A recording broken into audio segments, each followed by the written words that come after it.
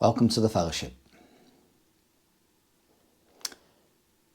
I'm recording this on Thursday, the 13th of February 2025. And today I wanted to touch on the subject of making it personal. What do I mean by that? Well, I've had a fair few comments on the videos, and a few people I've spoken to have said they never quite know what to say to individuals, how to engage them. It's not so bad with your family and friends because you know them and you can normally say things and get away with saying certain things and no one really minds. But with strangers, with people you don't know, it is harder. So I might be chatting to someone and I might listen in to what they're saying and then pick up on something they're saying. As I mentioned in a previous video, someone was talking about the price of eggs at my local supermarket. And so you just steered the conversation from, yeah, it's incredible how everything's so expensive now, isn't it? I wonder why. And then you can just steer it however you want to. But if I'm not talking to someone, I can just say to them, how's life? Or I can say, how's things? Or a good opening question, a good open question is, how do you see the country in 5 or 10 years? What do you think we're going to look like? And most people go, oh, not good. Oh, right, why is that? So you can ask open questions to initiate and start the conversation. But I thought I'd break it down into different groups. Because from experience, when talking to retired boomers, and I'm not criticising retired boomers, but the older generations, the post-war generations, most people I talk to, or a lot of people, are sort of aware that something isn't right. They've lived through the transition, they've lived through the change. But a lot of them will say things, and I hear it all the time, like, I'm so glad I'm the age I am. It won't be my problem. And you think, oh, okay, thanks. So there's two answers to that. If it's an elderly individual and you happen to be in the house for whatever reason, or you might be out, and you can say, well, do you have grandchildren? And if they say yes, you say, well, what's it going to be like for them? Isn't it important that you help to protect them?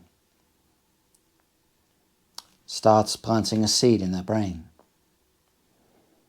If they have no grandchildren, or if they're not bothered, then you can simply focus on the thing that most will pay attention to, which is their finances. You can start the conversation with them and say, hey, things are expensive now, aren't they? Yeah. I think the economy is probably going to crash. You know, the amount we're borrowing and the amount we're spending, it's just not sustainable. What's going to happen if everything crashes? What are you going to do?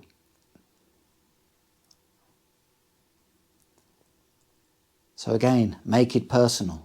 Find out from that individual what's important to them, and then tailor your conversation around to what is important to them. It's the old saying, you know, it doesn't matter how good a fillet steak is. If you're trying to promote it and talk about it to a vegetarian, then it's a waste of time. So you have to find out what's important to that individual. So because, you know, a lot of the older generations, they think, well, I haven't got long left. I'll just keep my fingers crossed and hope it's okay until I die. So again, focus on their family, their younger family members, or their financial side. my generation, Generation X, a bit more open. We've seen the transition, not all the time, not the whole thing, but we've seen a big part of it throughout our lives. So you could talk to people in Generation X about cultural differences. You could talk to people about the financial side. You could talk to people about where the country's going, what's going to happen in a few years' time. Does it matter if the country collapses? Does it matter if we're just part of a landmass, part of the EU or whatever else it is?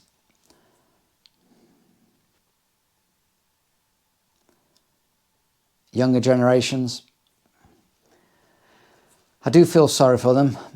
Not so much millennials, but certainly Generation Z or Z, however you pronounce it, because they've only ever known this as their reality, what we're facing now. Someone was born at the turn of the millennium, then they're not going to be aware of things until their teenage years. So this is all they've ever known, this sort of odd situation that we find very alien and very bizarre. It's just their normal. So a lot of times when you talk about cultural differences, talk about race and everything else, a lot of people get very defensive, and they will double down and say the racist word. You're racist, you're being racist. So, which of course we're not, we're just being realistic. But the thing is, you can focus on, and what I do when talking to younger people is, do you think you're ever going to own your own house? And they go, no, I doubt it, because most won't. And you start focusing on them and start focusing on making it personal to them. Well, maybe you should be able to own your own house. Maybe it's not a good idea to have imported 20 million people over the last 30, 40 years.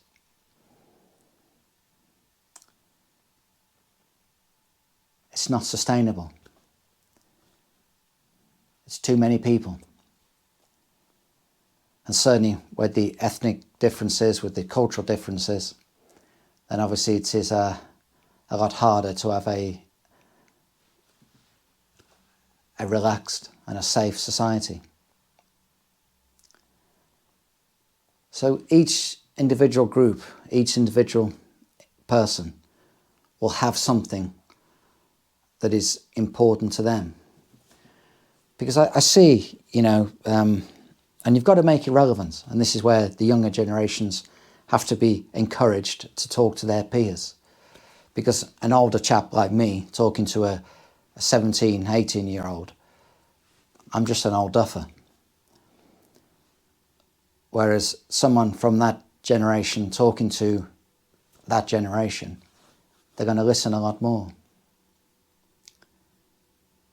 But either way, we just have to be clever about how we go about it. We have to look at the situation and sort of analyse it and think, okay, what tactics do I have to use? What do I have to say? Because if you just bombard people with information, the same thing for everyone, it doesn't always work. I mean, the British Democrats, the political party, they do some great work. They go out and post leaflets through the door. But it's all Enoch Powell and everything else. And of course, Enoch Powell was right. And a great intelligent individual, and saw what was happening and spoke about it way before everyone else. But if you mention his name to a younger person, they haven't got a clue who he is. They just don't know him. And if they do Google him, guess what he will say? Far right, fascist, whatever. So we just have to keep on talking to people, keep on engaging with people, because we probably do just have a couple of years left, and then it will be too far.